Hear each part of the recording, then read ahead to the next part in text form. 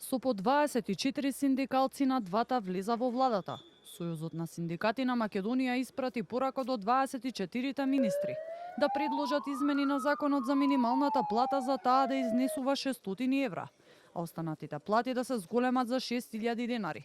Блокадите беа организирани пред почетокот на редовната владина седница, при што дел од функционерите, меѓу кои премиерот Христијан Мицкоски, беа забележани како пристигнуваат и влегуваат пеш во владината зграда.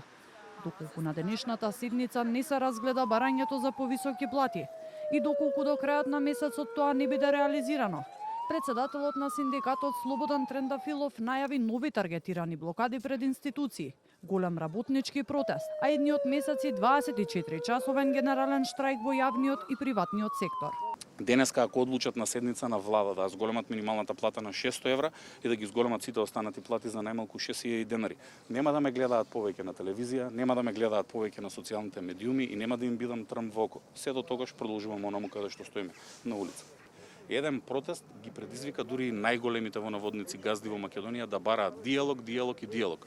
Им подадовме рака, до крајот на месец февруари можат да седнат да се договорат, можат да кажат за колку се подготвени да ги зголемат работничките плати. Подсетувајќи дека во 2 години власт, платите веќе пораснале во повеќе сектори.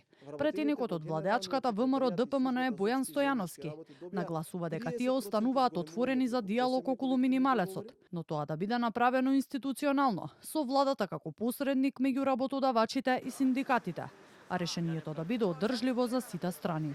Во моментов начело на ССМ е човек кој се обидува да гради политичка кариера преку конфронтација во име на трудот на работниците. Да бидам јасен, ние не бегаме од диалог. Ние не бегаме од разговор за минимална плата. Но минималната плата мора да се договара институционално во економско-социјалниот совет помеѓу работодавачите и синдикатите со владата како посредник.